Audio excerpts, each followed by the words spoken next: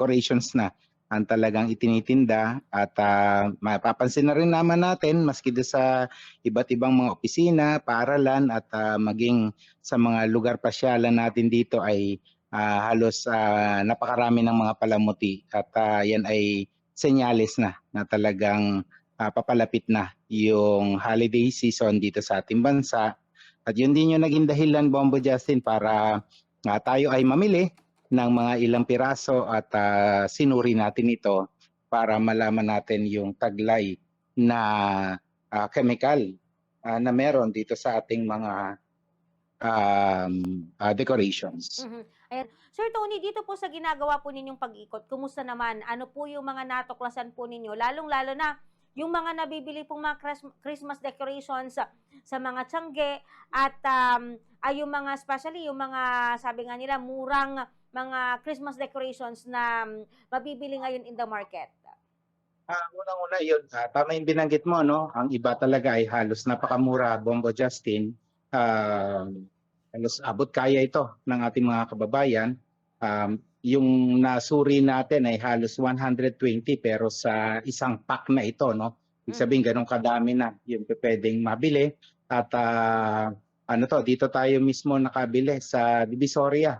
Kaya isa ito doon sa lugar na kung saan talagang kung naghahanap ka ng mura, naghahanap ka ng iba't ibang klase ng mga palamuti ay doon ka makakabili. Kaya ito ay ating sinuri at yun nga po yung ating natuklasan. No? Nakitaan natin ito, Bombo Justin, ng 3 klase ng chemicals katulad ng lead, mercury at cadmium.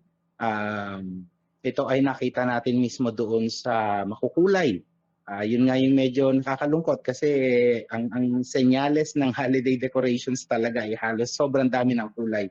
So balit dito natin nakita itong mga chemicals na ito at yun din yung naging dahilan kung bakit naglabas tayo ng abiso, paalala muli sa ating mga kababayan patungkol nga sa pagbili ng ganitong klaseng mga produkto. Sir Tony, ano ba yung maaari pong mangyari once na nalunok or nakain, na amoy ng isang tao, itong pong mga sinasabi nga na harm chemicals na matatagpuan dito po sa ganitong klase po ng mga Christmas decorations, Sir Tony? Dito kasi sa atin meron tayong kumbaga nagiging kagawian na pag nagde-decorate ng mga decorations pang Christmas ay talagang sama-sama yung miyembro ng pamilya. Maging mga chikiting ay nakikisali din sa pagsabit, sa Christmas tree, gamit nga itong mga iba't ibang mga decorations.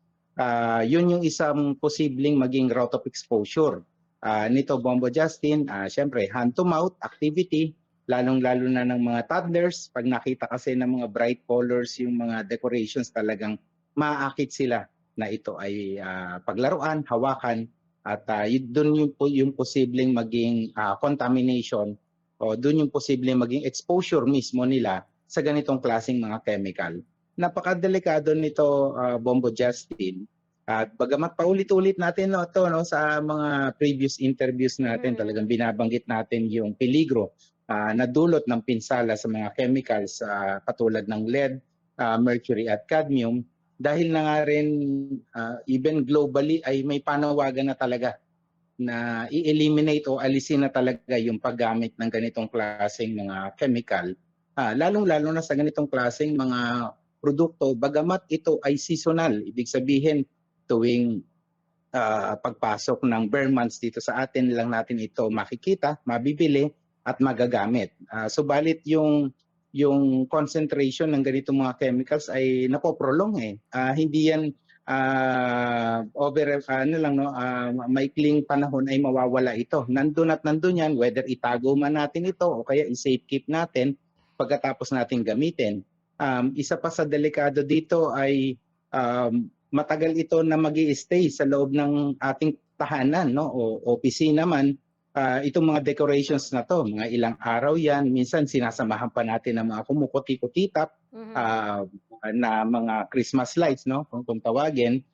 Nag-degenerate ito ng init doon sa Christmas tree na ating pagsasabitan, at pag merong heat na reaction dito ay talagang nagre-release itong ganitong klaseng mga chemical. Kaya po ganun kadelikado At yung isa pa na napansin natin, Bombo Justin, karamihan dito sa mga decorations ay hindi kompleto yung product information. Napakahalaga nito, Bombo Justin, dahil ito na lang sana yung magiging pamantayan Mhm. kababayan sa pagbili. Makapili man lamang sila, mabasa man lamang nila na ligtas ito o di kaya ay certified, notified o registered itong mga produkto na to, mas makakampante sila na bilhin dahil nga sa ito ay safe para sa kanila at sa kanilang mga anak. Mhm. Ayan, Sir Tony, kasi siyempre hindi natin matatanggal, hindi mawawala yung tradisyon nating mga Pilipino talaga na mamili ng mga Christmas decorations, 'di ba? Kahit nga sabi nga nila sa mga maliliit na bahay, hindi mawawala yung mga Christmas lights at talagang nagdidikit po sila. So ano yung mga maaari po nilang gawing alternatibo? Ano kung sakali na yun nga kasi yung mga ganitong bagay, yung mga afford po nila at para maiwasan yung harm na maaring maidulot po nito sa kanila. Ano po yung mga maaari po nilang gawin or gamitin para kahit papaano still nandoon pa rin po yung diwa nga ng Pasko na makikita sa kanilang mga tahanan, Sir Tony? Ang kagandahan nito mga decorations kasi ay napakarami na sa social media na or even sa internet na makikita tayo kung paano mag-DIY o yung Mhm. mismo tayo gumawa ng mga Mhm. decorations. Ang iba dito ay gawa sa papel, ang iba dito ay gawa sa tela o cloth at o kaya sa mga iba pang mga natural materials. Ito na lang sana yung gamitin or gawin natin.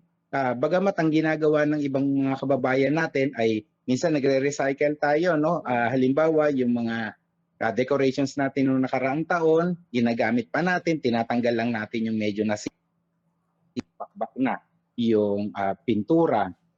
Pero ganun pa man ay kailangan pa rin talagang mas maging maingat tayo doon. Walang problema mag-recycle, subalit kailangan lang sigurado tayo na yung produkto na yon ay ligtas, lalong-lalo na sa ating mga anak. So maraming mga DIY, maraming mga kung paano mas magiging malikhain gawa at sa iba't ibang klase ng mga natural materials ang makikita natin at mismo tayo sa loob ng bahay pwede tayong gumamit nito.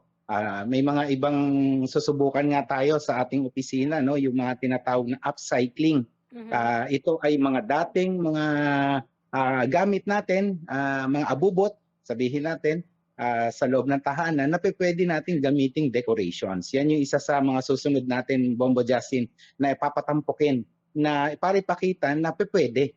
At mas less pa yung magiging gastos natin kasi sa totoo lang, habang papalapit ang Disyembre, Bombo Justin, Mhm. mas nagmamahal at nagmamahal itong mga decorations na to. Kaya yung ibang mga kababayan natin talagang nagpupumilit na Mhm. bumili ngayon pa lang dahil nga sa habang medyo mura pa at kumbaga mas maaari nila itong itabi at simulang i-decorate ito siguro baka patapos ng Nobyembre ay magsisimula na yung decorations. Mm.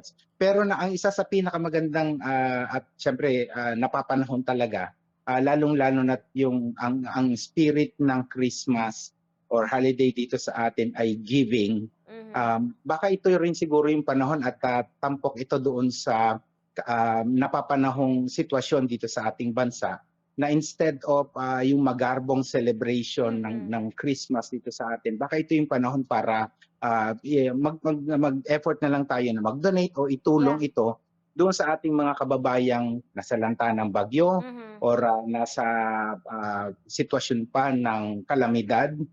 Mas yung spirit ng Christmas ay mas may papakita pa natin Mhm.